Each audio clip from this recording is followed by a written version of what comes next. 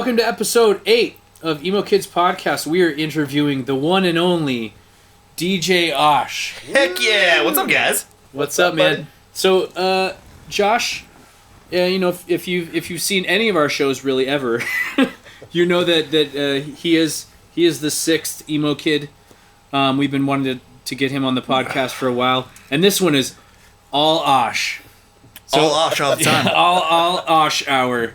So let's hear it, man. Introduce yourself. Tell us what is Osh. If I knew what Osh was, I don't fucking know. My name's Osh. I'm a DJ that wasn't a DJ like 2 or 3 years ago. I was a musician my whole life, playing in bands and whatnot.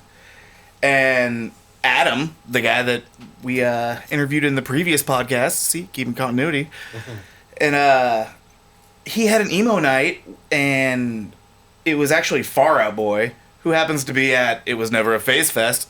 Easy plug right there. Yeah. And it was like the first emo night I've ever been to. And it was probably about 3 years ago, and it was awesome. One of the best days since I've moved out to California.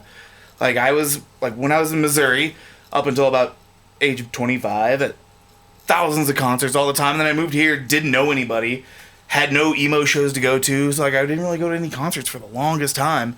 And I'd go to one here and there, but, an emo cover band I never thought would be a thing. And I went to a show, it was great, talked to Adam, and he's like, hey, I'd love to keep doing these things, but man, it's expensive. And I told him, dude, throw me up there with an iPad, I'm sure I can DJ an emo night, and we can just call it emo night, and just throw me up there. Because there's no skill involved anyway. It's zero skill in what I'm doing up there on stage. People have heard, my mixes and, mashups and whatnot, yeah, that takes skill, but, the biggest skill I'm doing up there is making sure that the vibe is up the whole time. Right. I mean, I'm fading one. I'm basically a Spotify playlist. Nothing too crazy up there. But we wanted to keep doing these things, so we did it, and eventually we just kept doing these emo nights, and then literally one of my emo nights I met. I played with Sam. I opened for Sam's band before then, and you happened to be there. And it's literally how you guys started talking and So did you DJ for Boys Who Cry the first time they played? Nice. Yeah, so I DJ'd for them, didn't know any of them, and literally didn't know hardly anybody there, and you just happened to show up. I don't know if it's probably just hang out or whatever. Yeah.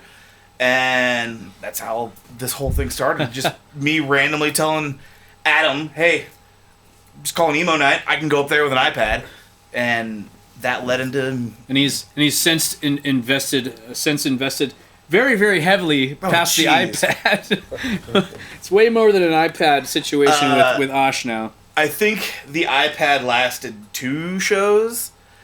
No, actually, yeah, my second show I had to get a actual mixing board. The first one was literally this just virtual DJ app on my animated iPad. DJ board. Yeah. I had a D&D dice thing over it, so I can just kind of do my thing. It looked like I got a little setup. And that eventually turned into me getting my table and getting all the equipment. And now, like I say, when we go up there, outside of Jason, outside of Jason, I have the most equipment. Yeah. I'm now lugging so much stuff. Yeah, you got some heavy shit. I'll Yeah. tell you. I definitely avoid helping you. Yeah, we know. Yep. I know. Definitely So one thing I've talked about in previous podcasts, I didn't really touch on it too much, but really, Osh is probably one of the biggest influences of me actually joining a cover band, is because I think there was maybe it was after the first Far Out Boy when you're like, dude, we should start an emo cover band. Yeah, I remember we talked several times. do you know any guitarists or anything? And you're just like, no. Who would play bass? You're like, well, maybe I could. I'm like, okay, well, if you know anyone, that's fine. And I'm newer to Huntington Beach area than he is, so he kind of put the seed in my head, and that was, you kind of mentioned it. That was maybe one of the reasons I was like, oh, emo cover band at Cruiser's Town. I live right there, whatever. I'm gonna go check it out. That's when I met Sam. So all of it kind of stemmed from that conversation that we had. It's kind of funny, because I met you through your next door neighbor, my friend Jack, and put us together. I'm like, dude, you guys should do something. You guys have the same brainwaves and everything, the same comedy and whatever. And we filmed a couple That's right, we did comedy sketches. Skits. We did comedy sketches together. I didn't even really know you were into emo music at all or anything like that, and then it turned into you are. I'm like, oh, so we started talking. Yeah. And then the DJ thing happened on its own, and then this whole thing happened, and now here we are, just traveling the country playing, and literally traveling the country together. Who would look at us? Who would have thought? Who would have look at us? Who would have thought? Have you seen some of these comedy sketches? Yeah, they're up there online. There's a lot of stuff of me online. I'll link below so you can check them out too. He actually played my dad in a comedy sketch. I think we sprayed his hair like gray too, didn't we? Yeah, we sprayed my hair gray. Of course, his hair was pulled back, so you didn't even have those luscious locks. But no, I was trying to send a text to your, like a sext to your mom. That's right. Which, I mean, I try to do in real life, and like I'm way better at it than the skit. Yeah, he was trying to. He tries it in real life, but the sketch was him. He was my dad, and he was asking my advice on how to text my mom or sext my mom. Yeah, sext mom. Yeah. As you can imagine, it went off the rails. Pretty good. Yeah. Just make sure your waist down. I mean, if you want to feel young, dye the gray pubes. There you go. Dye them back to black. The older ladies love it. Yeah. Back to black. Make the carpet match the drapes. Yeah, exactly. All right, Josh. So, what is emo to you? What is emo? Emo to me, I mean, you think of like just like the sad person in high school crying about whatever, breaking up with a girlfriend, but like I never felt the emo part. I was like I was like a big Blink-182 and Green Day, and then got into all the emo stuff, and like emo was always just like happy fun time to me. Like I loved like the pop punk side, so like. Yeah, I would get sad and dwell and like get sad and mopey about the mopey emo stuff. But man, like emo to me is just like being in high school in my car and just blasting the loudest, craziest music I could. Yeah, it's funny to me really when I think of emo music, it's kind of like the thing emo music. It's like it's I mean there's even like brands like Sad Kid Society and like the whole thing is like frowny face and crying face or whatever it is. To me, it's like I also don't associate that. Maybe it's because I just have a shit ton of fun. Like just like it seems like super high energy, like balls to the walls, fun music. And Adam mentioned this last podcast. It's like the lyrics are pretty heavy, but they never sing them like that. It's like woo, kill myself, let's go. I hate you, girl. Like shit, like whatever it is. I never really thought that this. I never really got the sad vibe from it really either. Yeah, I even remember like you get the image of like somebody like crying over like a record album thing like as they're listening to it. And, like I don't even when I was like sad and mopey, like I didn't remember getting all emotional to the music. I mean, I would just listen to it and. You just get emotional to wrestling, right? Oh yeah, I mean I've cried at wrestling a time or two. Wait, Josh, you wear tights ever? Well, yeah. Good. You never know when you're gonna have a match. Rule number 1: have your gear. So you never know when you're gonna have a wrestling match is gonna break out. How about girls' jeans? I mean, if you've seen any show I'm in, like I have the tight, skinny black jeans on. I don't know. I think if you're an older emo, you wore girl jeans once in your life. I never did. Never did. I never did, but I'm also 6'5". They didn't really have they didn't make girl jeans. I was just trying to picture you in women's jeans. I know you picture me in women's jeans all the time. He more than that. When he's lonely in his bed at night, he thinks of you in different ways. Yeah. For sure. No, I remember I would actually have like khaki pants. I would wear like the dicky pants or like khaki pants. I never really had like tight fitting jeans. Yeah. But also like I was also a fat kid in high school. Like I'm not gonna be wearing the skinny jeans. They don't make it my size. So perfect transition. What was your journey into the emo music / culture? Like, when did that start for you? I want to feel like it was like around like sophomore year of high school. So like I remember as a kid, like I remember Green Day Basket Case came out. I know it's like the band's favorite, but like it's our favorite band. But like, I mean then like I didn't know what punk was or anything. Like I just hear Green Day, like oh it's cool, and I was super into Green Day. And then Blink-182, Enema of the State came out. What's My Age Again? I'm like, oh, I'm really into this, and that's what kind of got me into it.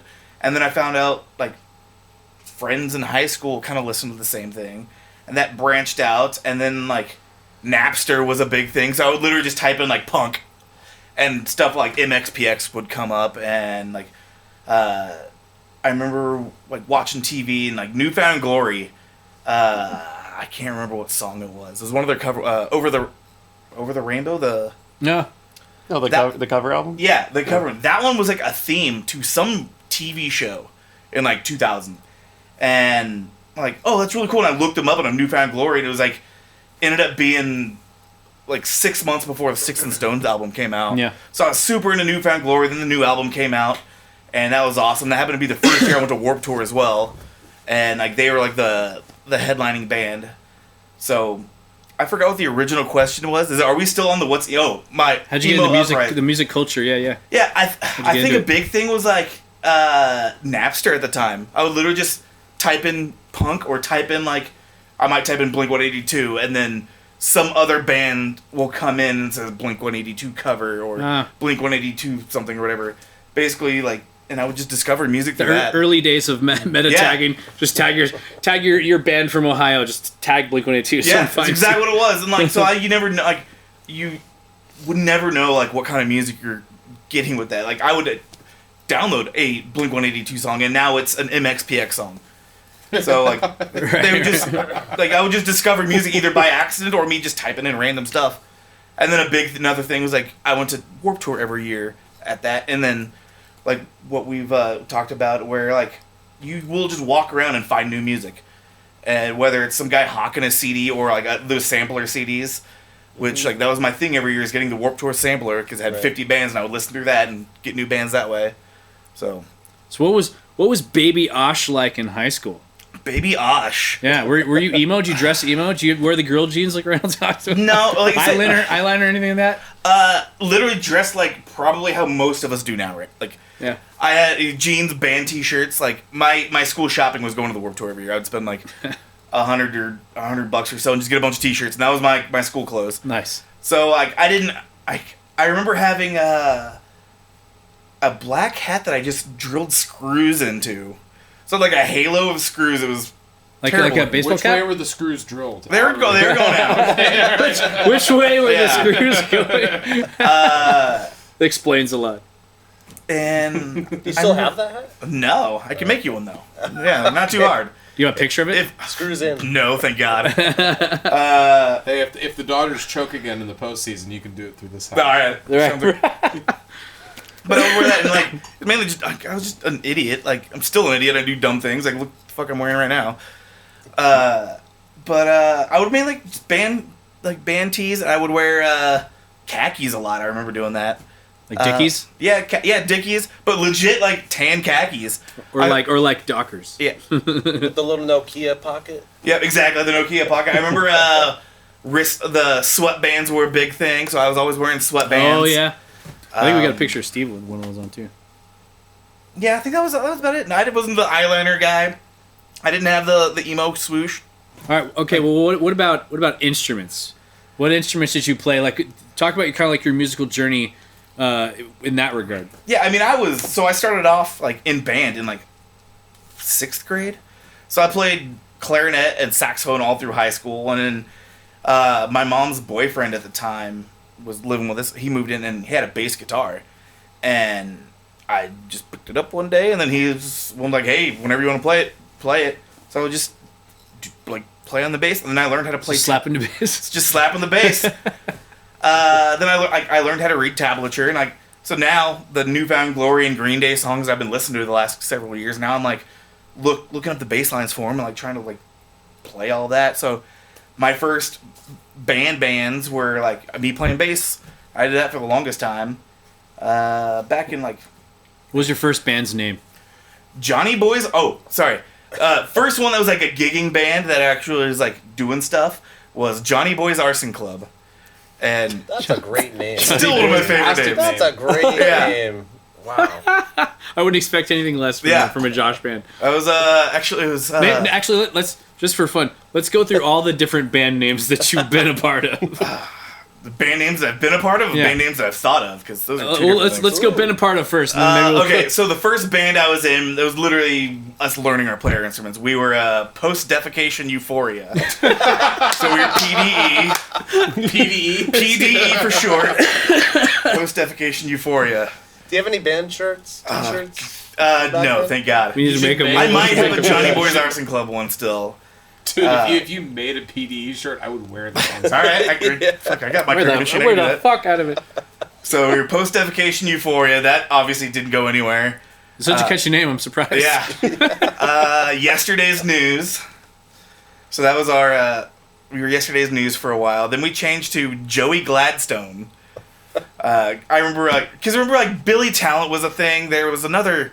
Love Billy Talent. Couple bands that I just had like never got into Billy Talent. Am I the only one here? Billy Talent. But keep going. Sounds like a you problem. Yeah, but there's a couple bands at the time that had just like it's someone's name as their band, and I don't know why we were Joey Gladstone, but we changed. We played one show as Joey Gladstone, and then we were all just like fucking around. Like, this is a fucking stupid name. Like, why are we doing this? And my buddy Matt, who was our singer, who's actually if you remember the I'm a Snake guy meme, Yeah. that guy is like my best friend. No way. And me and him he was the singer in our band. He also did Wendy's Twitter. So he did like Yeah, that's right. I think you can tell me about that. So he's like still my best friend from like we met when we were like 7, but like, he literally just spat it out one day. I'm like spat out Johnny Boy's Arson Club. I'm like, yeah, like we're sticking with that. Johnny Boy's Arson. Yeah. So that was our band. And you were based in all those. Yeah. So I was bass and singer. But yeah, we're kind of like a heavier, kind of like a Sum 41, like from the Chuck album when they were heavier. That was kind of like our style. I love that album. That's like my favorite. Do you have any music Yeah, online I can link to it? Maybe. We had some. So this is also before YouTube. Sure. So it was before YouTube. Like we went to a studio and recorded a couple things, but I don't have any. But I think Matt still does. So I'd have to like talk to him. So if I do, I'd play that. Like I thought we were pretty solid. I mean obviously didn't go anywhere, but like I was enjoying this. I mean, obviously this blew up way more than I ever did as like in Johnny Boy's Arson Club in high school or in college. Yeah. But yeah, I mean, we were playing around until we broke up.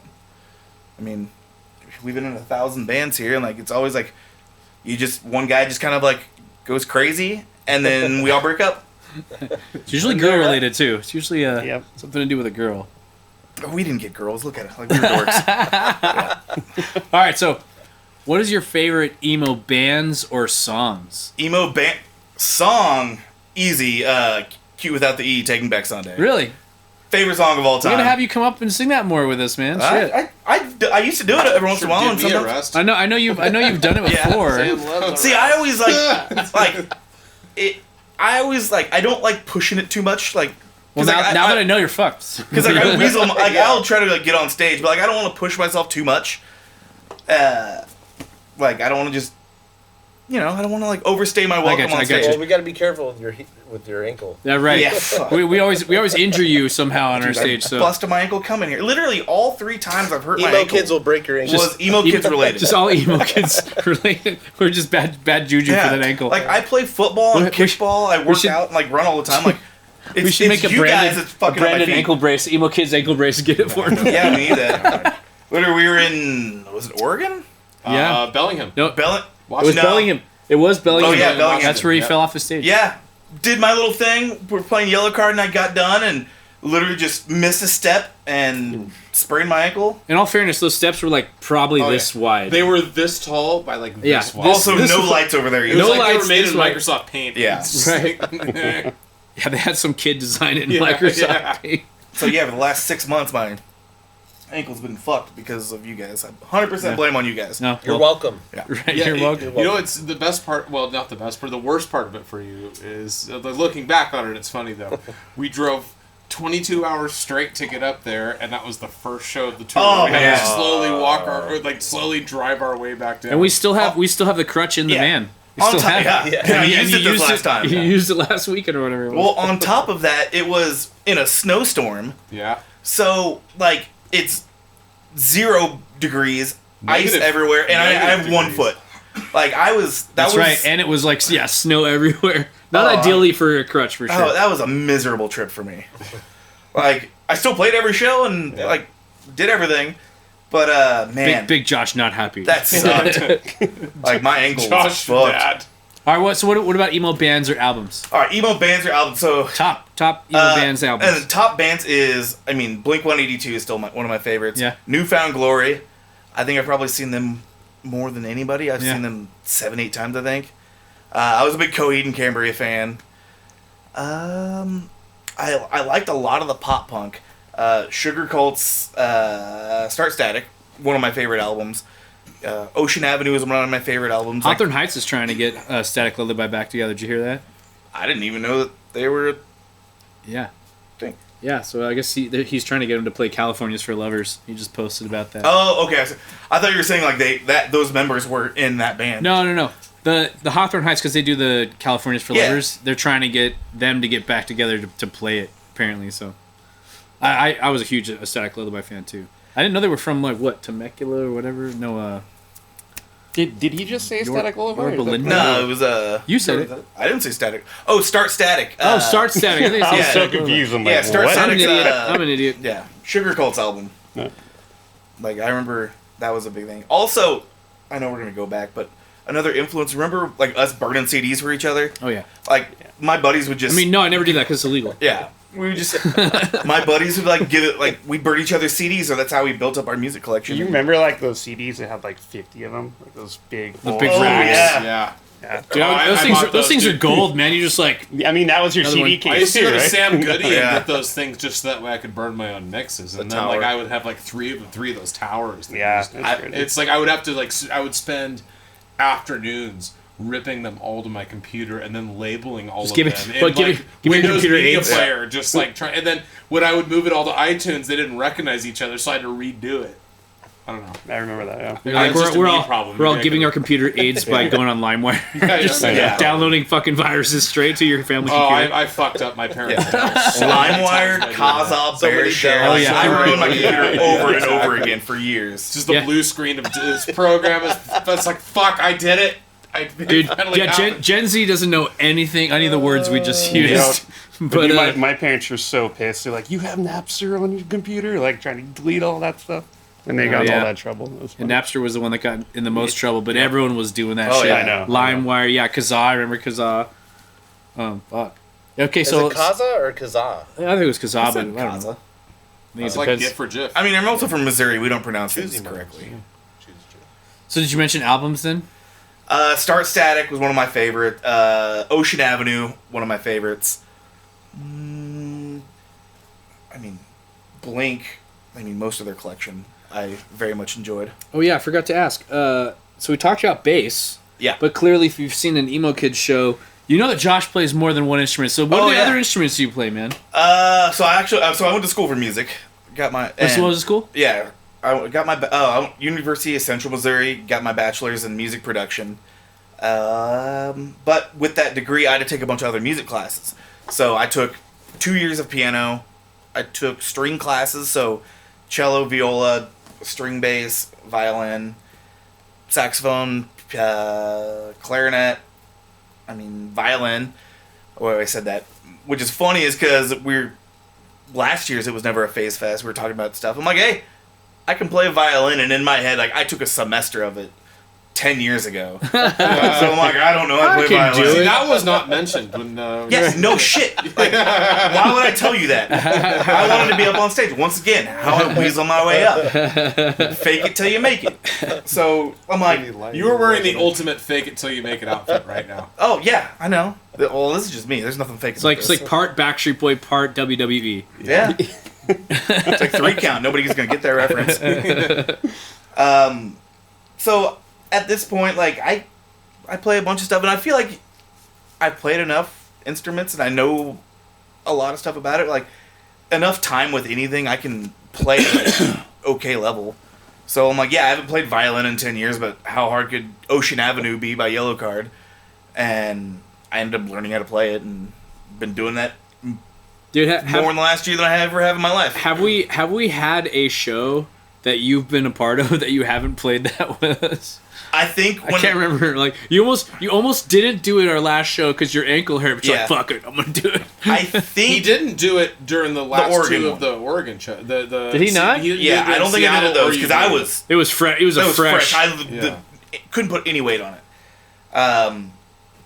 Yeah, the one on the last trip just kind of got knocked back and messed it up. But it was at that point I might have had enough alcohol in my system that I'm just like, fuck it, let's do this. I forgot to tell you I had those extra ankle wraps in the car. I should have given them to you. Do you not? You did I know, I not. swear to God, they're in the driver's side door. I didn't even think about it. Extra But, wraps the whole time. He just The whole time. he just sees his friend like struggling with his ankle, and he's like, "Man, if only there was something I could give." Oh, him." yeah. There's a lot of stuff. There's a lot of Some stuff in that extra band. ankle I think I wraps. There's an purposely extra thermostat. There's I think I left that in there on purpose because I'm like, someone's gonna get hurt, and And it was you again. so I was right. That's why I left the crutch in there, and sure enough. Yeah. Well, that's when I got to introduce everybody to Fred Meyer. Oh, that's right. Oh yeah. Some weird well, ass. we fucking- didn't go in there. Oh, I did. I guess. I think Steve did too, but he's not here. He's pooping out his mouth again. Poor guy. What's up, Steve? Why you don't go ass to mouth? Steve, what did we tell you about that? Do you still have your cane? Yeah. Which is, it's funny, it's actually I in my haven't seen car. it. Oh, Because, damn. like I said, coming here, I was doing laundry before I came here, and I rolled my ankle a little bit off of nothing, and I thought, I'm like, fuck, I just fucked my ankle up again. So I'm like hobbling, and I hobbled into my car with my cane, and then by the time I got here, I was fine. Oh, good. But it is in my car. Yes, I absolutely. You should probably wear an ankle brace. Like, Just all in time. general, probably yeah. should, The man. Emo Kids. Now, Yeah. now, yeah, we exactly get him a branded ankle brace. Shit, I for can sure. get that on Alibaba. I'm sure. I'm sure you can. All right, so favorite show or festival throughout your emo experience. Favorite show or festival? First one comes to mind. Favorite show is Fall Out Boy. I saw them at the Honda Civic Tour with, I believe Paul Wall was there. It was the show I went to. But yeah, as far as putting on a show, it was right after Infinity on High. Uh-huh. So there was still only a few albums in, and it was just a great show. Like I remember that's one of the number one shows. I saw The Killers. That's probably one of my favorite shows I've seen. It was before their second album, so they were just going off their first album. Yeah. I mean, festival wise, like I said, I went to the Warped Tour for 10 years. I mean, that was like a big part of me. Like I might not even know who's there half the time, and You just had to go. I just had to go. Yeah. So that was, I mean, something like I look forward to every year. So it's hard to say one in particular of that one. Yeah, I feel like for everyone, it's like Warped Tour, just like a staple. Yeah. If you're in this scene at all, Yeah, and then like a lot of them, I mean, when I went to 10 in a row, like a lot of them kind of blended together. right? I can't even remember the differences of the years. Like, it's Yeah. like I don't even know what year that was. I saw X band or whatever. I remember, like, the first year I went to was 02, and that had, like, the final bands were, like, Newfound Glory, NoFX, Bad Religion, and, like, I remember, like, that was the first time ever going to a festival. I mean, before that, I think the only concerts I went to was, like, with my church youth group. So, like, I would go to see, like, Reliant K and whatnot, which were great. You used but- to go to that stuff with me. Yeah. I never went to the No, Reliant he K. took me to Hume Lake and we'd see like some. Yeah, that was like worship bands. It was like it wasn't like They were like wannabe pop punk worship. were they? I don't Yeah, know. I they feel were. like it was I worship went worship to a lot bands. of those shows because I. Skillet. Well, Yep, oh, never saw maybe- Skillet. I love Skillet though. Did we go to the Palm Springs one? I think there was actually Switchfoot there. Yeah, I think so. I think Switchfoot, yeah. Sounds, Switchfoot sounds was about right. Switchfoot was actually. I played them in my church youth group. Switchfoot was Yeah. yeah. They were one of the. I think I did too. Yeah, I remember learning that song for. They're like, Sunday okay, school one so day. much more. Like this song can really make sure these kids stay converted. Isn't Anne Berlin another Christian? One of the I Christian. think bands? every They are. band in Tooth and Nail was somewhat Christian. Right? Amber was Yeah, on Tooth and Nail, MXPX. They were too. Yeah. I guess it was all Tooth and Nail. Yeah. So I saw Josh, a great first show, a high school show. It was at a youth group concert. I didn't go to the youth groups, but it was awesome. Yeah, I think my very first concert was Reliant K with my church. Dude, I saw the band came through my church. So I don't know if you guys have ever heard of The Wedding. no, Wedding. I've heard of the wedding. Dude, yeah. it was The Wedding, and there was another band that was like a little bit bigger than them, but in that same like. Yeah. It's gonna kill me what that band is, but The Wedding was the one that I. My really old loved. buddy Kyle played them for me. He's like, it's a bigger we were band, and I high- can't high remember it all. listening to them in a truck. Obviously Oh not big. yeah, they came through the church and it was like 50 people. I was like, The Wedding is coming here. Wow. I'm like, Crazy. let's fucking go. I mean, aren't most weddings Were in a they church? instrumental? Right. Kind No, of? no. Okay, okay. All right, Josh.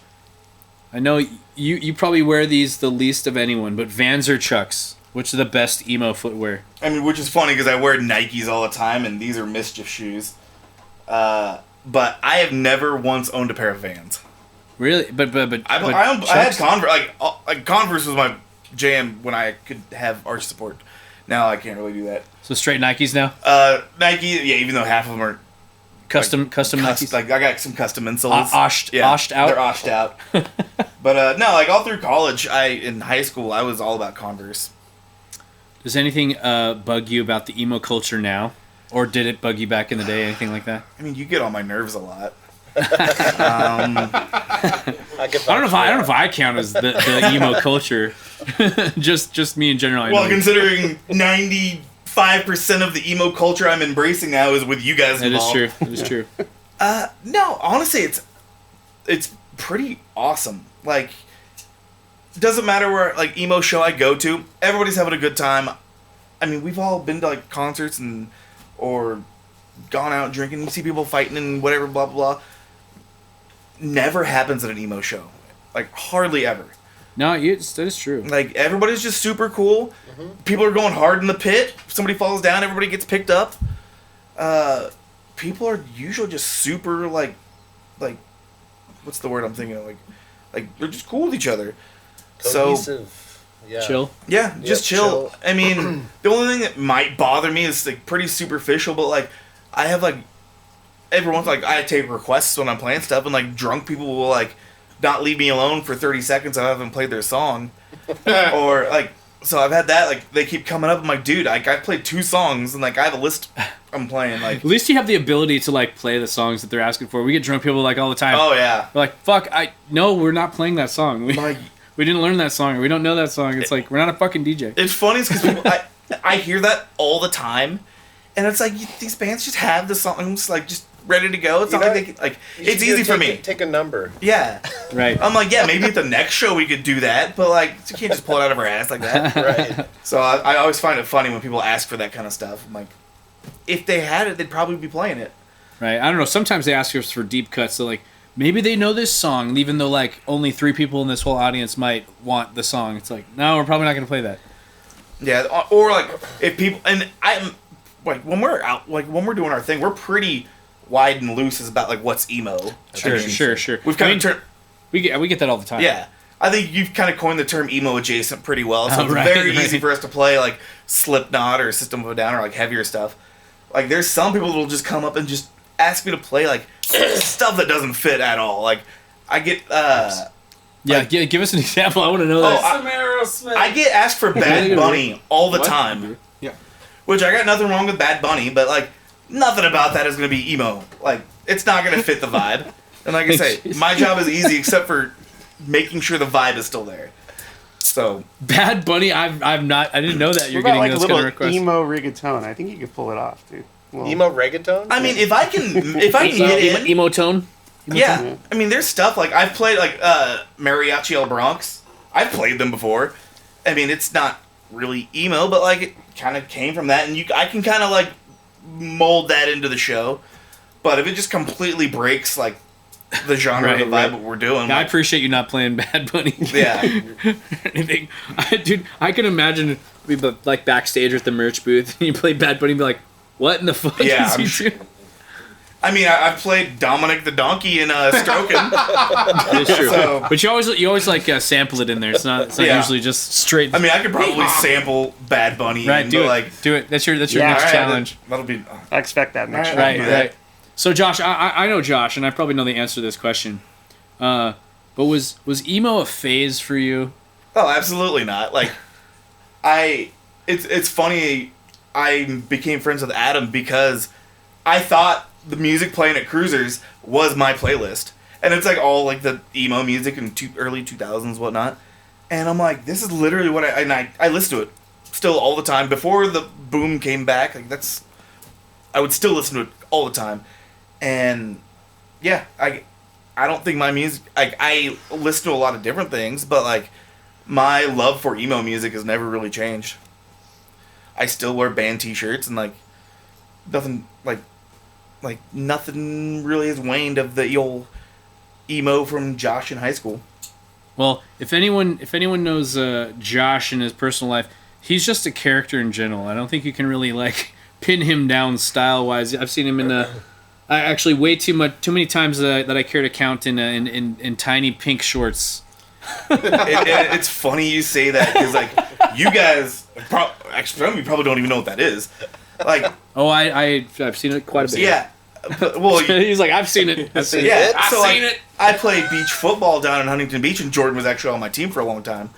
And I came out one time as a joke with like tiny pink like little running shorts, like literally like 2-inch inseam, and We were all praying those things don't come off accidentally when someone pulls a flag. Just whoop. I actually wear an extra pair of underwear just in case. Do you? 'cause- Are they pink too? What? Are they pink too? Nah, but they're like the whitey tighty cut, like just because like if I wear anything else, the shorts are too short and like the boxers are. Imagine if the shorts ripped and you had to walk home in your tidy whities from the beach. Done it twice now. Yeah, my shorts have ripped on me twice. So you have just like a stockpile of like baby It's like- pink shorts. I mean, once they're ripped, they're gone. But I've had to go. He home is a and supplier. It looks like a loincloth because like it just got Jason knows ripped and about that. destroyed. I do know. Jason knows about that when we got the dissolving shorts for his Oh birthday. yeah. Wait, I you wasn't guys don't wear cups? No, I mean No, it's not. beach, It's not beach contact. football. Yeah, it's like Oh, man. It's flag, but like they'll go for a flag and like it might get caught and Like, my that's pants not a get ripped. flag. you're like Yeah, make sure you're wearing it on your hip because if it's anywhere forward, I've hit plenty of people in the nuts just by going for a flag and it's like, Yes, that's what I would wear. and it's like on a their misplaced flag. Yeah, misplaced flag. So, but in the I don't know 12, 13 years I've been playing out there, I don't think I've been hitting the nuts at all. Yeah. Small target. I was but gonna still. say small target. Damn it, he beat me to it. All right, so here's another hard hitting question from Steve. All right, God. I thought this was perfect for Josh. Would you rather make out with Jessica Alba's head on Jordan's body, or have sex with Jessica Alba's body with Jordan's head? Oh my goodness. Can we cue an image of this? Let's see if I can Photoshop what that Are looks we like. allowed to? We're gonna have to take a pause because this is a deep thinker. All right, is Jordan looking at me when it's his head? Oh, it's all. Yeah, it's all. Oh God! So you're whispering in my ear too? I don't have to be whispering. It's just. Oh, man. Probably yelling. Yeah, it's your scenario. And I can't have a three-way with both, can I?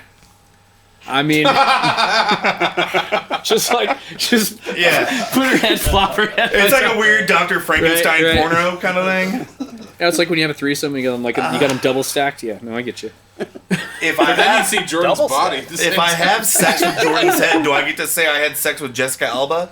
Because if so, that's my answer. So Jessica Alba's body, my head. Yeah.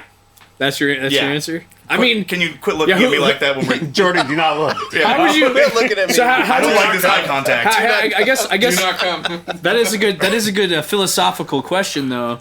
Does it make it Jessica Alba by being her body or by her head?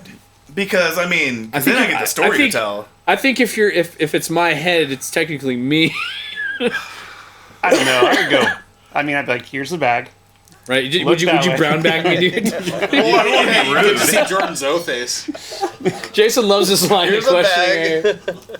I mean, as long as you shave, I guess we can leave the bag off. Jason, what would your answer be to this question? Oh my god. Jessica Alba's body Just for leave sure, Jordan's 100% eye 100%. contact out of this. Otherwise, nothing's happening. You're the only one. You're Now, the only Jason- one that Jason- met Jessica Alba. Jason, Yeah, true. Oh, Jason actually, would prefer Lizzo for sure. I mean, that's a.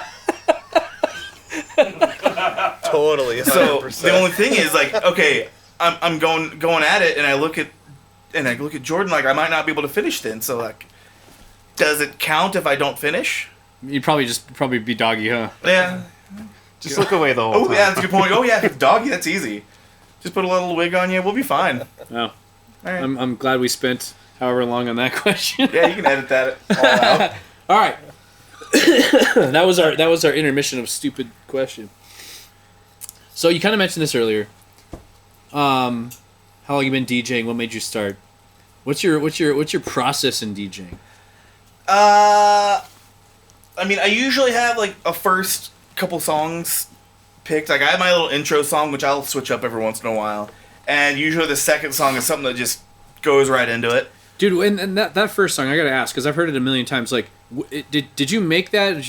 Is that a cover song? Like, where's that? So from? What's what that it from? is, it's The Greatest Show, the intro song from The Greatest Showman. Mm-hmm. It's the Panic at the Disco version, and then I got the stems of everything, took out the Panic music, and found a band on YouTube, which now I'm gonna be like a dick because I don't remember who it is. They have a metal version, or like a more rocky, pretty heavier version, and Just 3 songs put together. yeah, and put it over that, and it mixed up. I'm almost sure that the harder band, the cover band, played to the original Tempo? Panic at the Disco tempo. Oh. So like I didn't even really have to change anything as far as tempo wise, and it just clicks. So it's 100% Osh. Yeah, Oshed I out. did, yeah. Another Oshed out version. I mean, I put very little work into that because it was basically already done. So yeah, what else is then your process So- like? Picking songs, mashing up songs, things like Yeah. that. So after that, then like the next one's usually like a banger. Like I play Paranor's "Misery Business" a lot because it just goes right into it, and it's like one of the top emo songs. It passes the Kelly test. Yeah. Sam does not want to play that. I keep talking about it. He doesn't want to play it. Well, and I would get requested that a lot, so like I play that a lot. That's why I don't want to play it. I want to give it to Josh. There you go. Well, that's never stopped you I want to before. play Emergency. Oh. I got like 5 or 6 mashups I never play because it's always on your I guys' set hate list. playing guitar in Misery Business though. That guitar, it's just weird, and like they do it way better than I think I could. So I don't want to. Wow. But- Sam's a quitter. I'll just divert to better songs. But like when I'm doing mashups, like it's like it's almost like you have that little ear bug where you have like that song stuck in your head, and I'm like, I bet I could find something that fits with that. So like I'll either like start with like an emo song, and then start playing around. I have a whole list of like a lot of my mashups is pop music or like hip hop music, and hip hop is usually pretty easy because it's typically not singing, so I don't really have to worry about the key too much. With the pop stuff, I'll just find stuff that has like similar keys and tempos and just kind of play around with it. And if something's kind of cool sound, I'm like, all right. And then I'll kind of keep that in mind, and then I'll usually try it a couple times at like gigs we have. And if people are responding to it, then I'll actually go in and Just make it. literally remake it just so it just sounds better, and Yeah. I can actually like I'm not that good at DJing, so hitting all of the cues when I want it to, yeah. like I've messed it up a lot. I'm like, you know what? I can make this sound a lot better just pre-doing it, like Yeah. pre-making it. Nobody knows because it sounds the same anyway. Especially if it's a mashup, yeah. Yeah. So like I don't feel like I'm cheating up there. Like I'm not. Like What's your favorite mashup you made? favorite mashup? Probably the Tupac and Red Jumpsuit Apparatus one, yeah, which I never play because you guys always play Red Jumpsuit Apparatus. Do That- you have any of these mashups online, like available? Yeah, Like so I have SoundCloud? on my website, which is houseofoshmusic.com. I have all like a lot of the stuff that I thought was record worthy. Yeah. Because a lot of times I'll play stuff and it just bombs. I'm like, all right, I don't need to play that anymore. But if it's something that like consistently gets a lot of attention, I'll put it online. So I have a whole like there's a like the first thing on my webpage is a music player. Nice. So people that go on there probably don't even realize it's my website, because I'll tell people like, here's my music here, and when you pull it up, it just looks like a song player, and then you scroll down and there's more of the website. Cool. Okay? So this is where I thought it'd be perfect to have you as our guest today, because I'm going to get into a little bit of a controversial subject. What is your opinion on emo DJ shows? I think I enjoy them. I do it. I think people are fucking corny up there. Like they're pandering way too much, which I will like. And Which emo shows have you seen? the The DJ shows. DJ. So either the DJ shows, the big ones I've seen, Emo Night Brooklyn, which they put on it. Like I like what they're doing. Like I like the music. We got a lot of people there. Like I don't like that they like pander to the crowd and like just. It's kind of almost like annoying or dorky that they're just up there just like forcing What are everyone they to wave doing? their hands. Like I don't know. It just irks me the way they do it. Like I like trying to like I've seen some people that just go there and play their music, and like you almost don't even know there's a DJ there. So like it's just playing from the PA system. Like there's no pageantry. There's no show to it.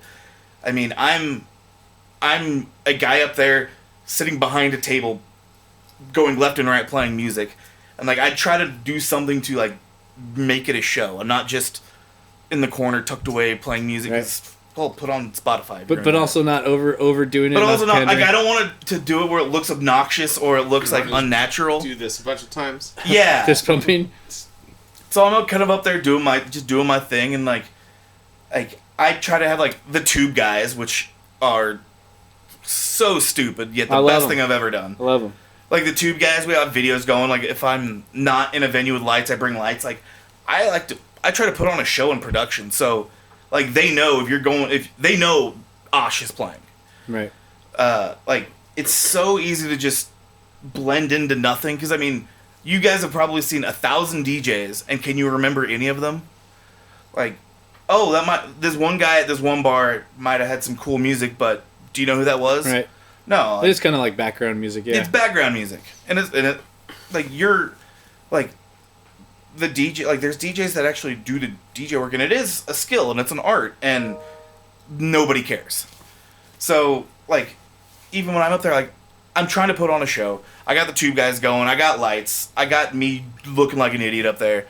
Like I'm like just a giant emo Viking. It's like what you guys like to call me. Like I try to make it like a spectacle. So I'm like, it's not just nothing. We've been calling him the ringmaster lately. Yeah. The ringmaster. I'll get a ringmaster costume. So do The you? ringmaster is what I call a spicy You're right. taco. You should get an emo ringmaster costume like the Black Parade. I guess they have those. Yeah, I can do that.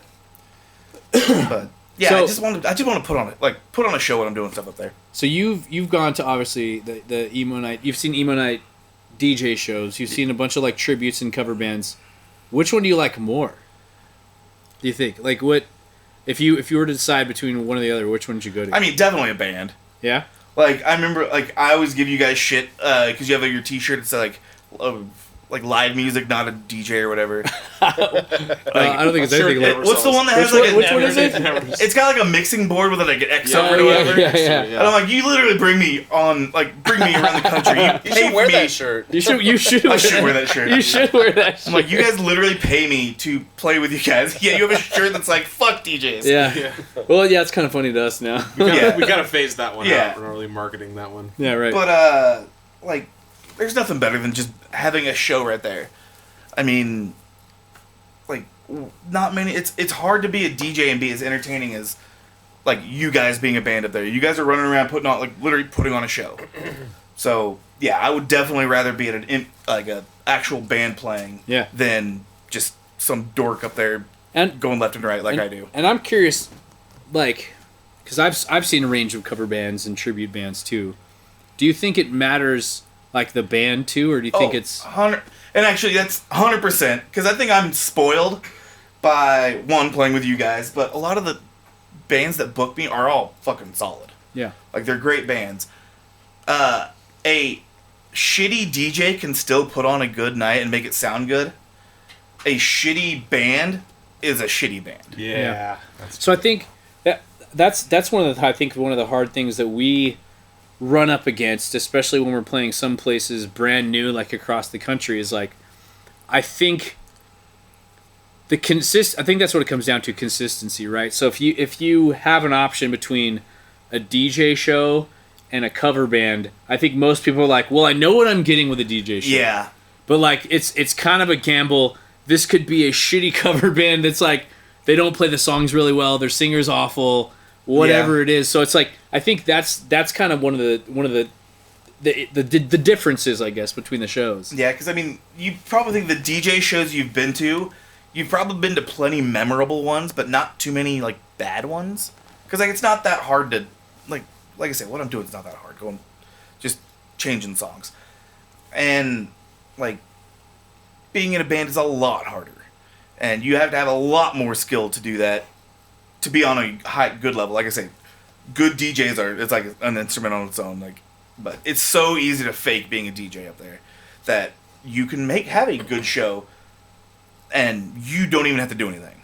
Right. Like I literally have a button on mine that auto mixes, so I can literally not play anything and it'll do it, and you probably wouldn't be able to tell. That's got to be cool though, to like play something and like see someone light up like, Oh, totally. oh my god, I love this song. And that's Especially when you play the deep cuts Yeah. and like the mashups like that. And that's what gets me the most, because a lot of times like I'm the beginning of the show. There's not as many people there. Like, I get it where, like, people are there for the band. Like, yeah, people there come to see me, but Fashionably late. a lot of times, like, I'm playing for not that many people when I first start off.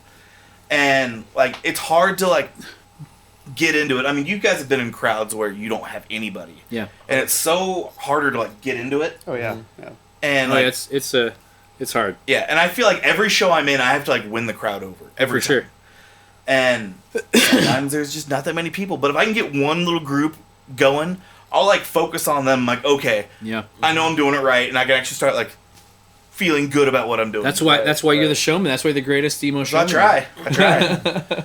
So, yeah, I mean, if I can get one person grooving out, that usually feeds me, which Right. can usually feed the rest of the crowd. And I think very rarely have I had just a set where it just doesn't work. Like, Maui was not good, but that was for other reasons. Ah, But, like, usually, like, I can start off, my first songs are like, all right, how's this going to go? And by the end of the show, like, almost every time at the end of the show, I'm like, all right, I got the crowd good. good. Yeah. So, good transition. What is your favorite show that you've DJ'd for? I mean, it was the last year's. It was never a Phase Fest. And what made it so? What makes for a good show? So with that one, I got to be there all day. I got There's to a crowd there all Oh day, yeah, too. I was there. I mean, that was the outside of probably Pennsylvania. That's probably the biggest crowd I've had as a DJ, and I got to play 4 or 5 different sets. So I got to, like, take my breaks, do my thing. I mean, I wasn't, like, the main event there. Like, I was literally DJing while the bands were setting up, but I still got to. You were like, the host, bro. I was the host, and like I and said, you are again this year. I It am. was never Phase Fest, July 20th. Actually, it's gonna be by the time this comes out, it's gonna be after that. Yeah. You'll have seen him do his thing if you know what's good for you. So hopefully I did a good job, because we'll probably not air this if I don't. But that was probably my favorite show. The most people. I got kind of gypped at Pennsylvania, so I didn't get to DJ for the big crowd. But There was still a decent size. I mean, you honestly, had a pretty good here's the thing. It's like the room wasn't full like it was that finally is by the time, true. but it was probably bigger than a lot of crowds that you get to play that to. is true. Because it's just like, yeah, it wasn't the full. I mean, again, we almost had 900 Yeah. at the peak, but it's like, But yeah, it sucks when I'm playing. Like, not It- like, and I get don't what you mean. wanna I get complain. what you mean, though. But it's just funny the perspective is Yeah. different because you probably have played more to the. There was probably 60, 70 people when I was playing for, and it felt like 7. Yeah, right. Because there was so many people spread out. Right.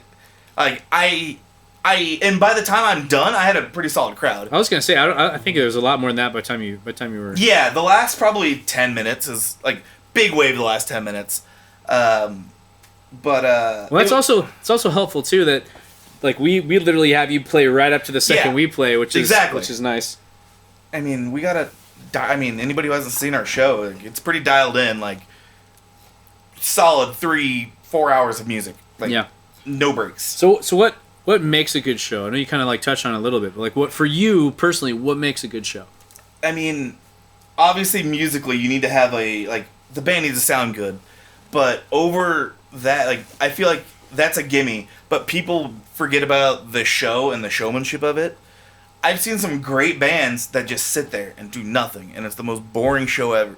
Oh, so what, you're talking about watching a show? Yeah, like I'm watching a show and the bands just sit there and they just play their music. Yeah, I find that and pretty that's it. annoying. Yeah, myself. and like that's fine, but like we're like for ours, like we're bantering around, we're interacting with the crowd, you guys are like just running your asses off. Yeah. Like it's entertaining. Like it like a show is not just with ears. Like there's a visual to it. Like so like just putting out the energy and like running around like crazy. That's what makes a show for me. Running around like crazy. Yeah. I like it. And I quote. So, I know we've talked about this in previous podcasts because we don't get a lot of time on the road to enjoy towns that we're in. But what was your favorite town that you toured with us? I mean, Philly and With us Chicago. specifically, or- What's that? With us, yeah. I'm not toured. I was with going to ask you. anybody else. I don't think there's anyone else. Like unless you count me gigging around Kansas City, like I don't think I got out of the Kansas City area ever. Johnny Boys Arson Club. Yeah, they didn't. Check us out on MySpace. We're still there. What was the first one again? Oh, irritable bowel post-defecation syndrome? Euphoria. For post-defecation. We didn't get out of we didn't get out of our buddy's garage on that. PDE, boy. What a name, though, man. That name deserves to PDE, have toured. post-defecation Euphoria. That's such a Josh band name. Shout out to Joe. That was not even mine. Joe Mock. Wow. He's like, it's funny. It's like all of us were in band, and then we were like, oh, let's play in a real rock band, and we played a couple songs. Like, we had a couple of cover songs. We were terrible. We didn't even know how to play our instruments yet, but we had a band name. That's pretty solid. Pretty solid band name. I mean, I think he had some fucking god awful band name. Free Willy and the Blowholes. There was another one, right? Did you have another one? That is the worst band name I've ever Acknowledgements. heard. The Acknowledgements was the one. Acknowledgements. No, The Acknowledgements The acknowledgements. Free Willy and the what? and the Blowholes. That. I showed the album Yeah. cover in one of the previous I love podcasts. that. right. name. I love that name too. I have a list of band names that I've came up with. Well, let's go through them. Let's go through them. All right, let's Let's go through your high band names. don't even Sorry. go that high. Jason snorted, by the Free way. Willy and the Blowholes. Free Willy. It's such a fucking ska band name for sure. All right, I won't go through all of them. We were anti-drug reggae. Anti-drug That's what my reggae. buddy Wally said we What? were. Wait, Because was pot at the time a drug? well, it was of course a drug, but none of us smoked it, and so our singer was Mormon at the time before he became a huge stoner, and then he had this line in his song called "I don't need no weed to put my mind at ease." So all of our friends that did smoke weed are like they're anti-drug reggae because we played anti-drug reggae. What? It's like the worst reggae. You gotta be you gotta be sober when you're watching this The reggae. worst reggae. Did you guys even like that music? Right. Yeah, did Like, like, who like We were 16. like while we're playing it. We were fucking 16. We loved it. play it at your local church All right, let's group? let's hear this list. Let's hear this I list. won't go through Better all when I of them. started smoking Let's weed. see. Pick out the best ones. We got Big Drippy, the Steamboat Willies, Urethra Franklin, Yes. Yes. Naked Puzzle Basement, Nice. the Tickle Monsters, Naked puzzle band. The tickle I love that one. Okay. Work Hard, Stay Hard, All Sack, No Flack, Rich Mahogany and the Hardwoods, Yeah. That's a Big solid one. Cheese and the Cold Cuts, Tony Danza and the Bosses, and Daddy's Little Girls. Wow. That's what I come up with when You were high as fuck, weren't you? Oh, how many of those were 100%. high? Most of those You're were probably better than high. AI, dude. Yeah. Wait, God. what in the hardwoods? Rich Mahogany and the Hardwoods. What was the tickle one again? What was it? The Tickle Monsters. No, the one before that. Let's see. Fucking The naked ones. Puzzle. Oh, Naked Puzzle Basement? A naked puzzle basement. Yeah. What? That's brilliant. What? Brilliant. Wow. Okay. Thank you, Josh, for sharing that. I really What that appreciate- means, I have no idea. Use your imagination. Wow. Maybe don't. I feel like it's some like it's like Saw, but it's like a porno. Should be a song name. I mean, I bet that's out there. Naked puzzle Did you basement. trademark all these, by the way? They're all trademarked. Yeah, dude, no one's going to take those names. I think I'm Naked fine. puzzle, naked puzzle basement and That's a rich mahogany and the Dude. hardwoods. Dude, naked puzzle basement is probably one of the funniest things I've heard in a while. Hey, when we decide to become a dad rock cover band, I think Rich Mahogany, Rich Mahogany and the Hardwoods? is gonna be the way to That's go. perfect. So did you? I forgot. Did you actually mention your favorite town that you toured? You said Philadelphia and what? Oh, it's probably Philly. Yeah. I don't know. Chicago, we got to bop around a lot. It's hard between those two. True. Yeah. But- so the I mean, ones that we literally actually only got to two. spend time in. Yeah. You know what? I'll go Chicago. We got to eat at your Literally. little... Well, you had to buy a sweatshirt because you didn't realize how cold it was. Yeah, I had to buy a sweatshirt so I could... Because Southwest Airlines fucked our flight up. Yep, they did. Oh, that That didn't hold our flight. miserable. We love Southwest. Yeah. Sometimes, a lot Until of they- times. They But- let us take So our they charged me bags. $300 to ship my DJ table. Hey, but then they made you be resourceful, Yeah. and now you have a table that fits in a travel bag. Yeah, I And they give us mileage. cut in half a DJ table and jerry rigged it, and now I can actually fly with a table and not have to worry about getting charged. Dude, resourceful. I didn't have to use like one of those like rubber made tables. Way Yeah, back, way I back. mean that's also like we're talking about like I want to like look professional up there, like put on a show. Also, you're And- like 6'4", and that Yeah. thing would be like by your knees. Yeah, but like I don't want to be on stage, all these cool Back would be lights on hurting this just as much plastic as your table. ankle. Right, exactly. So I want to make sure like I actually look like we're putting on a show. I don't want to half-ass anything. Okay, what or where would you love to have a show and why? Where would I love to have a show? I feel like I know the realistic answer, and then I can't wait for the Josh answer to this. Speaking of a Josh answer, I mean it's funny we were just talking about Alaska earlier. I thought that actually would be kind of cool.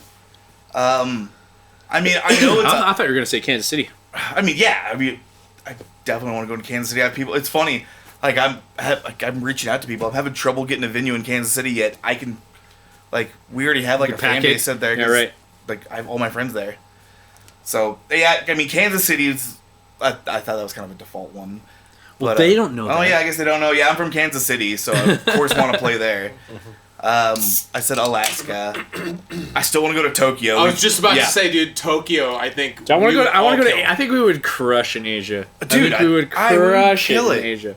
They would call me Oshzilla. Dude, I didn't. So like, Dude, boys, I think if we went to Asia, Right. we'd come back with Josh as the headliner. Yeah. right. Oh, dude, there'd be so many like I feel like Asians would be like taking pictures. Of Oh yeah, I'd Josh. be an anomaly there. Yeah, for sure, Yeah. sure. So yeah, Dude, we would have to Jungle stop in Gym. like China. Dude, Seosin just did a solid tour through there. Boys Like Girls just did a solid tour through there. I feel like we would destroy it out there. But I think Asia would be a alright. good one. That'd be a good one. Jordan, make it happen. I've been trying, man. I've been trying. Actually, it's funny enough. I hit up both of their booking agents, but I feel like my message like went to spam or something because it's showing as unread. I have Oh, mail tracker is a key to any band. You I need to do assume that. you can't just reach out to the Japanese venues because we don't know Japanese. I mean, I could maybe, but yeah, it'd be harder, I think, to string together some shows that would pay us enough to Yeah, cover that's also cover everything. I mean, I don't know anything about booking, but either way, make it happen. I'll wait. I'll work on it. I'll keep working on it. We've talked about tour stories in the past, and I know you've been a couple tours with Couple. this, and I have so been to most of them I now. may have to heavily edit this, but I'll give you a chance to tell your favorite wild tour stories. I mean, I don't really have too many, to be honest. I mean, you guys have been on every one of my tours that I've ever been on. Good. So is there So maybe any tour witnesses. What have you Oh, witnessed? well, one, I don't want to throw you guys under the bus.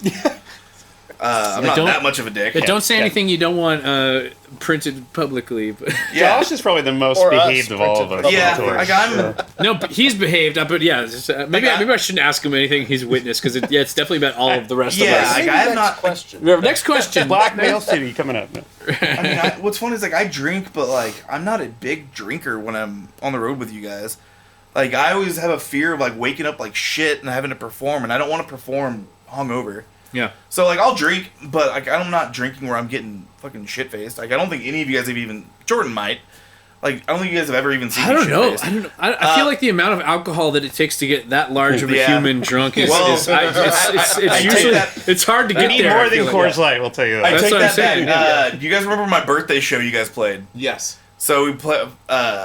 They had Oshtoberfest. I had my little birthday show, and Yeah. these guys Cruisers, played. right? Oh, you were pretty hammered then, By the time, like, because everyone's just giving you shots after shots, Yeah. right? I told everybody, I'm like, hey, I'm not taking shots till my set's done. I did my set, and then you guys played. And literally, was as just- soon as you guys started playing, I had like 10 shots loaded up in front And of me. most of them were Levi, I bet. Probably. It was Levi and Matt from Finding Emo. Yep. Like, I'm like ripping shots, and by the end, like, I missed I my. think didn't you come up for a song and you were just like Yeah. slurring your words? So luckily, you played Yellow Card early enough where I was not. Yeah, it you didn't weren't hit there. me. You weren't gone yet. Did Yeah. that, did my thing. I was hammered because I remember trying to get on the bar, and I'm like, oh, this isn't working. All right, I'm gonna go back. By the end of the show, I missed the cues I was gonna sing. Like I came up early for a couple songs. Yeah, that's And right. then I think- You're like, when are we playing my song? I'm like, Josh, Yeah. we're almost there. And then the show's over, and I get up because I thought my next song is up. You're like, no, the song's over. I'm like, all right, let's keep going.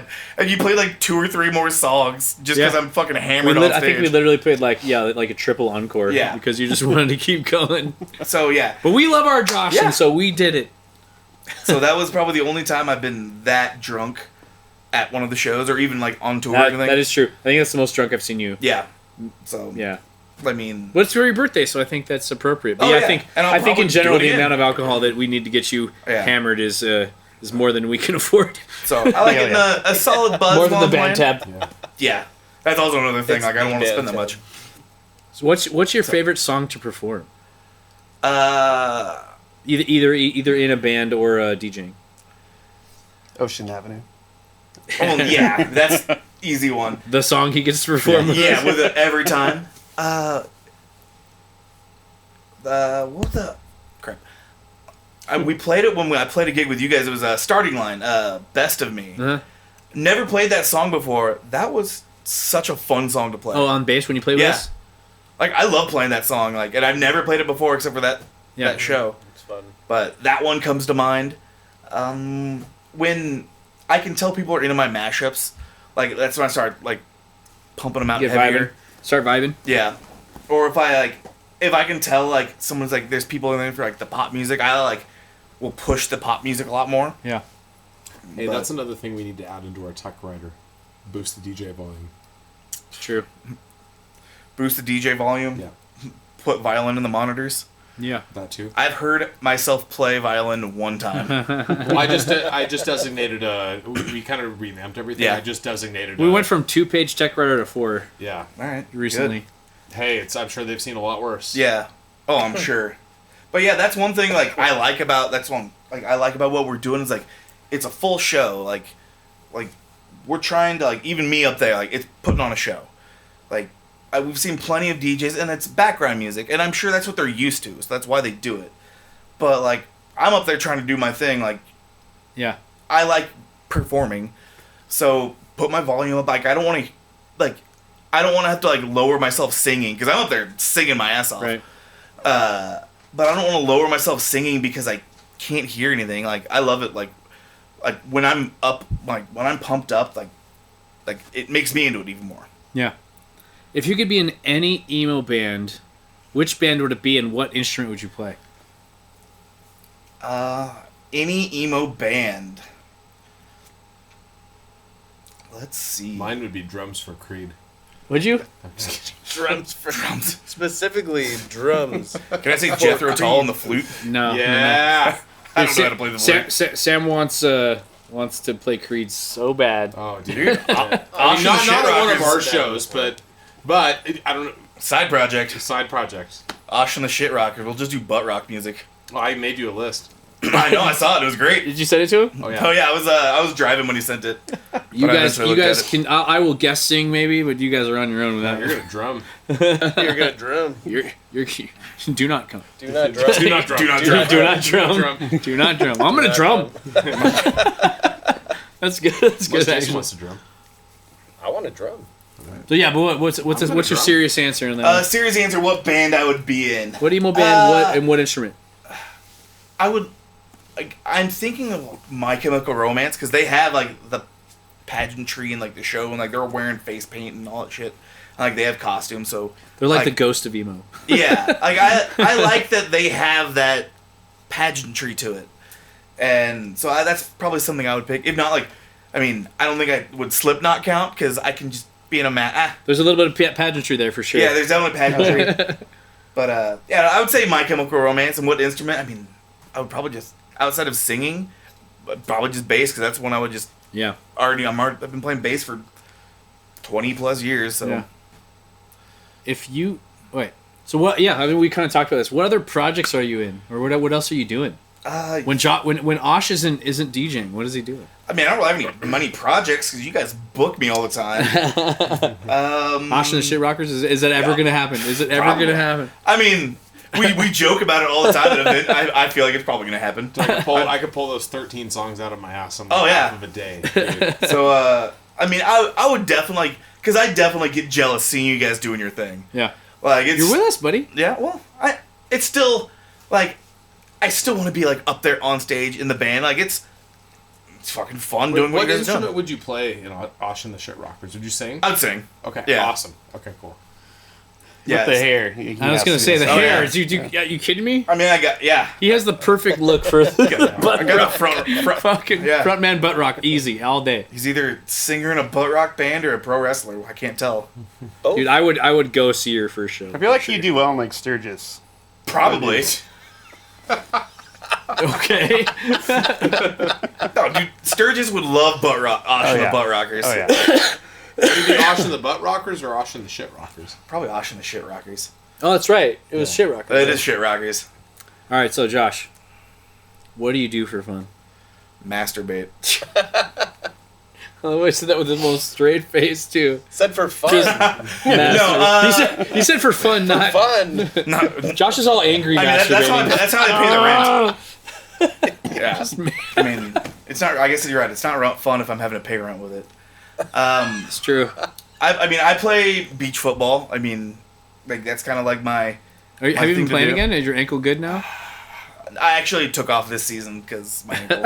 I played 1 or 2 games like in our previous season and like all taped up like a boot, and it was fine, but it's still not healed all the way. Yeah. I took off. I'm taking this season off. I was playing kickball, which I love playing kickball. I just love playing sports in general. I don't really get to do that anymore because I'm with busy. you guys all the time. All on the weekend, Yeah. gone everywhere.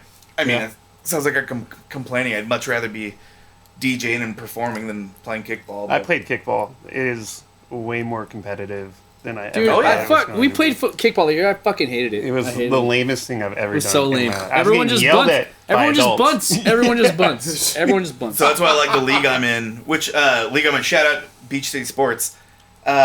League I'm in, like guys can't bunt. So like, That's perfect. we had like guys. We have played to in the kick it. stupidest league where like every guy was just bunting. Oh, yeah. Was it every Waka? time. Everybody What is would- bunting? Was it in Waka? kickball? Is It's it like when it's like toe you kick? just barely you just barely kick it. It just kick kind of it. just rolls. And so Oh. really, unless you get to the ball really quick and throw it to first, like they're safe every time. It's just like this Yeah. stupid. It's just get on base. Like for me, when I played, even though we were in a bunt league, I was like, I'm blasting this. I'm getting a home run, or they're catching it in the outfield. Yeah. But like none of this, I couldn't bring myself to do that Yeah, cheesy that's shit. terrible. People thought they were professional kickballers. Dude, they were out there. so into it. I think Lamest I'm not sure we group of told that people. story on this podcast, but like so Randall and I were on a kickball league or team in North Hollywood. We lost every single game Sounds because ghetto. of what I said. No, it was a nice league. But like then we had like I think an end of the season party at a bar, and then we did drinking games. So we didn't win a single game all year doing kickball. But we won every single drinking game. So I was like, and everyone was so mad because we were like the loser team that like everyone would just beat no problem. And then we just cleaned up all the drinking games. It was fucking poetic justice. I love it.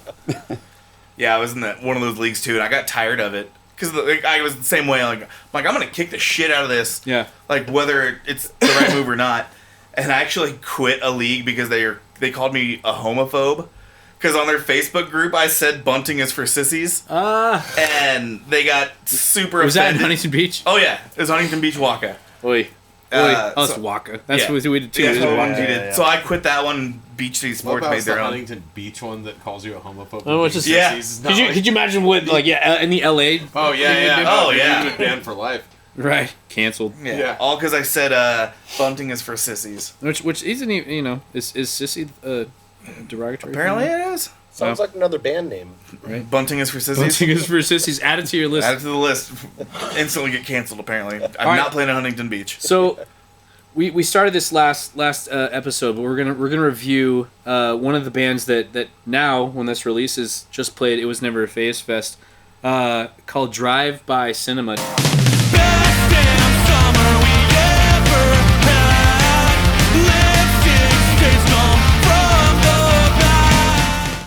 Who else got a chance to check out their music? I think they're fantastic. I can't wait to check them out. So did you get a chance to listen? Yeah, to them? I mean, you told me literally on my way up here in the car. Perfect, So. perfect. Yeah, I Well, listen to them. you want to start with your review or thoughts overall? Or is it gonna be a Jason review? Throw 'em up. I cannot wait to see them live. No, No, really, for real though. You just saw them, remember? Because bands this isn't going to be always- released yet. they so you always just saw them. change- They're great.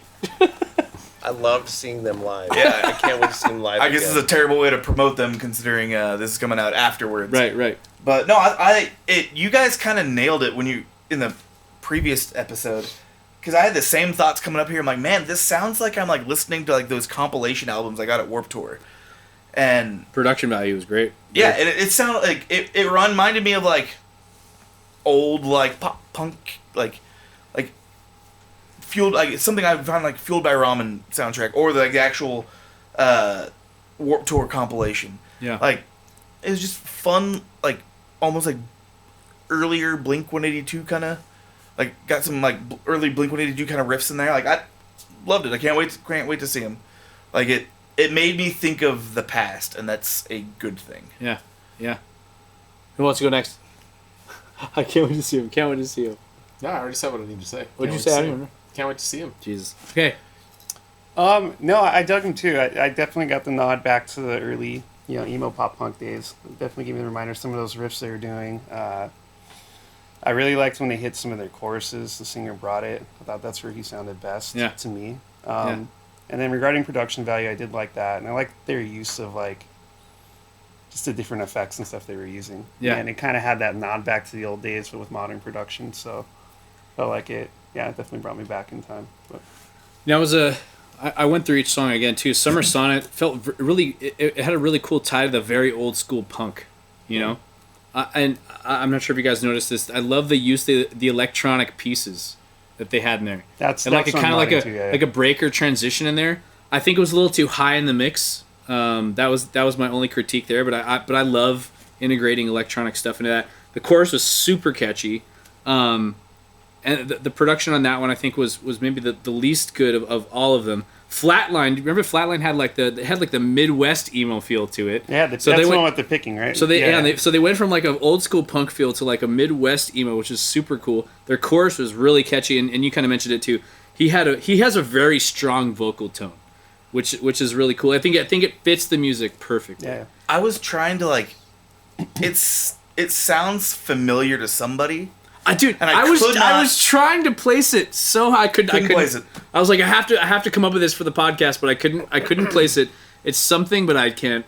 I was thinking Unwritten Law and MXPX mix, but I don't think that's accurate. I don't think that's right. But that was my initial like thinking. I could see the unwritten law. I see where you're going. Yeah.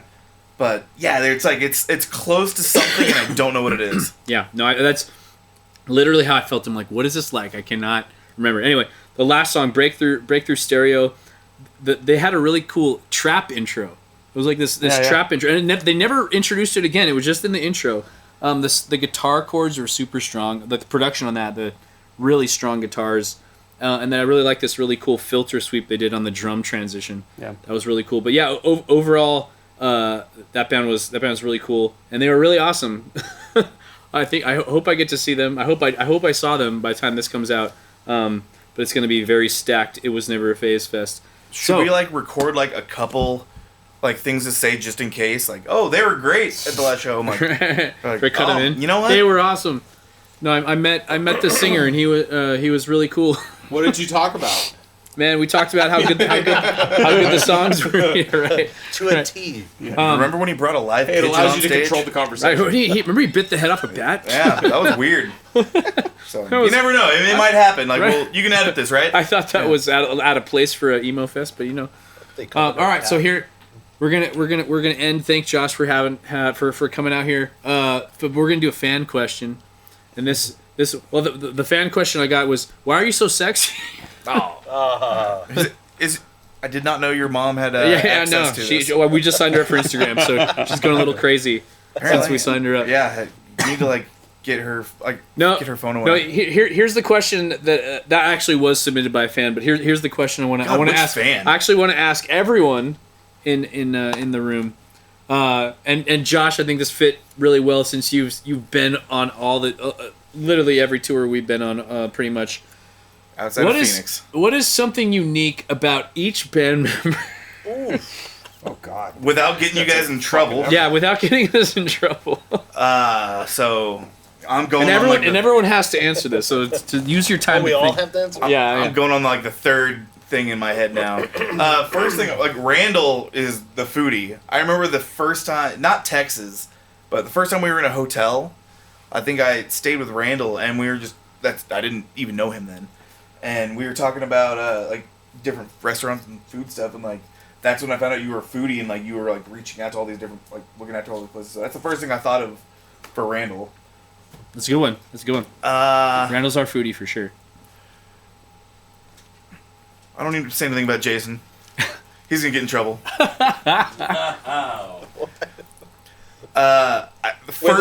what? My mom? Or huh? No, I love your mom. If we talk about people's family members, I gotta go with Jason's mom. Like when we went to Chicago, like we just had a spread. Yeah. Hey, Mom. Jason and her got us like literally. Like, I don't know what to get you, so I got you everything. Italian subs, dude. Did we had like pizza, chicken, mac and cheese, like literally everything that was just in a 3-mile radius. Those hot Italian beef, tacos. Tacos. Yeah, again, like there was no rhyme or reason to the food we had. No, but that's the awesome. Midwest hospitality. Yeah. Yeah, like I said, she reminded you of my mom. Like there you go. Yep. And like I'm like I say, Chicago, Kansas City, not surprised. Yep. Missouri. Jordan.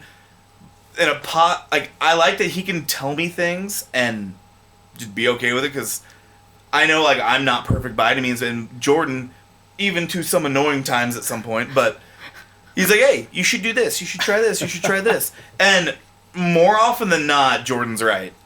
So I'm okay with I take his suggestions a lot, even though I'm like I don't agree with you at all. But all right, let's try it. He means well. All right, no, and he does. Yeah. Like he's only trying to make like everything better. So like I didn't like. See, constructive criticism. Yeah, and a lot of people can't give constructive criticism. They're either scared of it or they're probably just scared of it. So I like that you can give me constructive criticism, improve what I'm doing, and just don't do it in the middle of a show when I'm trying to figure out how to do things. Fair. There was one time, like, I'm in a show, like, it's not going well. Like, I had, like, my equipment's just not working right. Maybe you should get the crowd into it a little more. Jordan, like, hey, talk to the crowd more. I'm like, hey, I'm trying to make sure my shit doesn't break. This became like a critique on Jordan versus, like, a unique thing about Jordan. I know. I'm up there like, Jordan, shut the fuck up. Like, I'm, like, nothing is working. We'll get better gear, fucker. I don't even remember what it was. Sam, what about Sam? What about? I mean, Sam was the first one. I feel like I was friends, like outside of Jordan, which I knew Jordan first. I knew him outside of the band. Sam was probably the first one I actually became, I thought, friends with. Because even before Texas is when I became friends with everybody, and like we've had a couple shows or whatever together, and like I remember like we'd hung out, and like when we went to like was it Yellow Card? Yeah. You were Yellow. Sam met us there. Yeah. We all went up in a party bus, and then he like rolls up. Hey guys. So I'm not going to drive down to Huntington Beach to go ride a party bus to a concert that's 10 miles away from my house. Which is funny, is my friend did. Oh really? Oh yeah. That's funny. She I think she. Honestly, when I saw the party bus, I was really wishing I would have gone down there. No, I went and picked her. I drove up to LA, picked her up, and drove her down. Wow. And then Did you get laid that night? No. No. Well, because at the end of the show, she didn't go back down with us. She lived in LA. She went to her house. Oh, I see. So yeah, she didn't have to take her car back or anything. And then, all right, so Steve. And then, Steve, because he's not here, Steve can go fuck himself.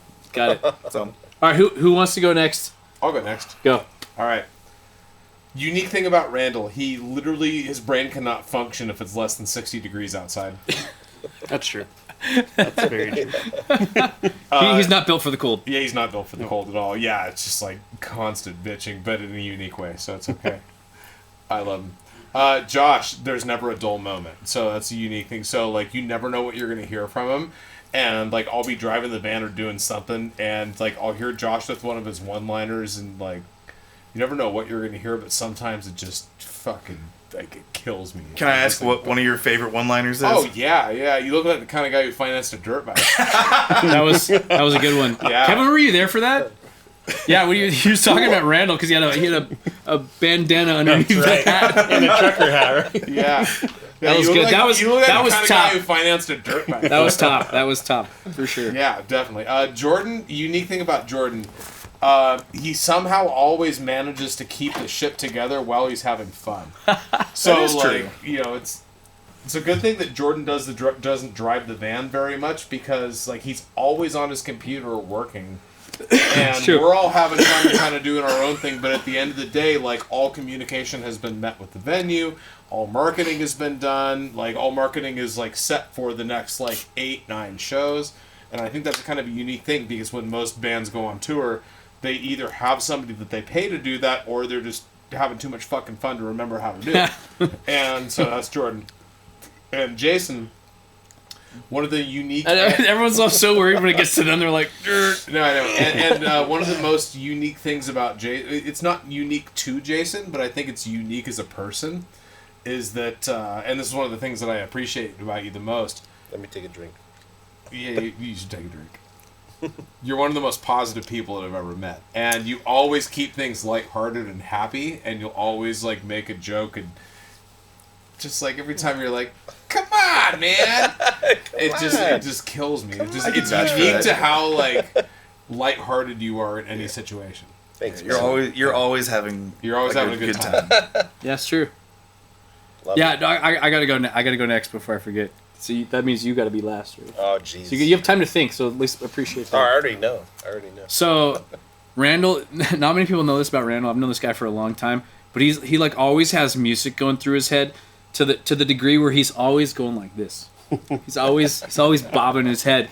And I remember one of the first times I actually went to a Blink-182 concert with him. His dad took us, and I was sitting in one of those like half cabs in the back of the truck. You know, you're sitting sideways, right? And so Randall's head just fucking hitting the seat right in front of my head nonstop. And I just reach around. I reach around under the thing. And I pull his head right to be up against the thing. And I only just knew him for a little bit at this point. Like we weren't like it's not like we had all this history. But I'd like pull his head so he stops smacking the thing.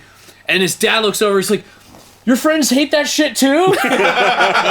So if you ever see Randall, sometimes maybe if you rewind some of these podcasts, you just see him in the corner, just like going like this. That's true. That's very true. So that's one unique thing about Randall. One unique thing about Sam is like he's like the nicest guy.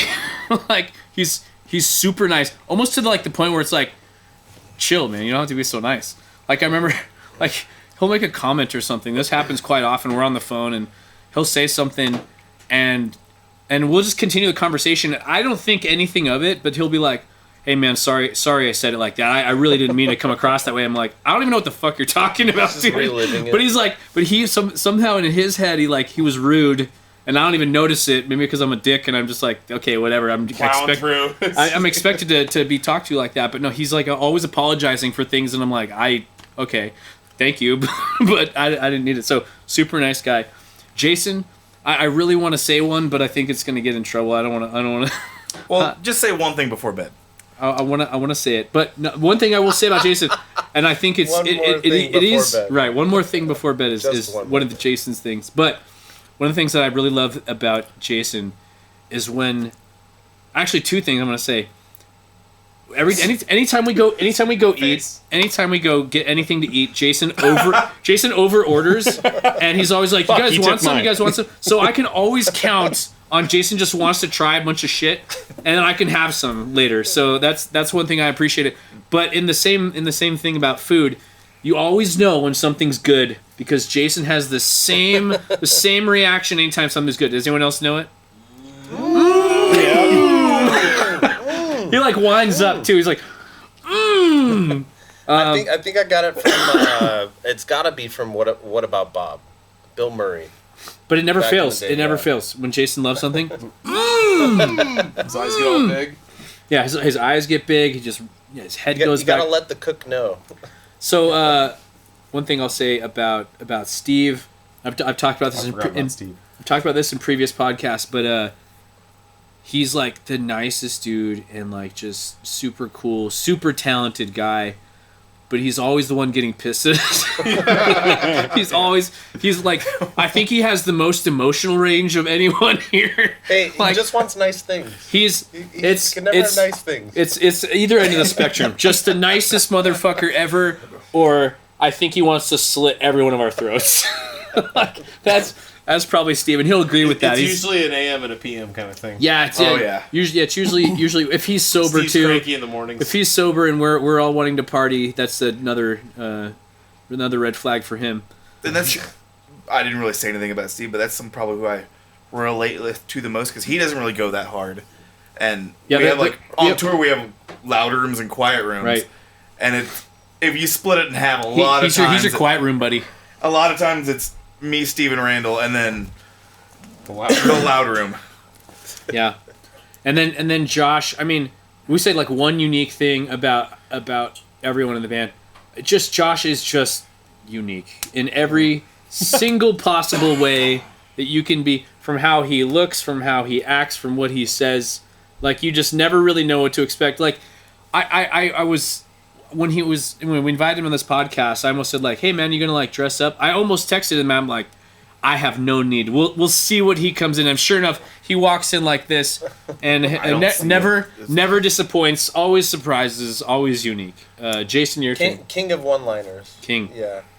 I'll keep mine short in a group kind of scenario. You know, my connection, I love the connection. I just want to say when we're on stage playing together live, like Randall will come over and look at me. You'll pop over with your violin. You'll be running. Glad around. you said violin as you're doing this. Yeah, thank you. Just runs over. Yeah. Just runs over. This asshole will come up behind me and fucking tickle me in the back and shit. Well, you know, don't you love when Sam tickles you in the back? Oh, I love it. Yeah, yeah. As long as he's not farting back there, yeah, that's fine. Dude. Sam cropped us the shit out of us on stage all the time.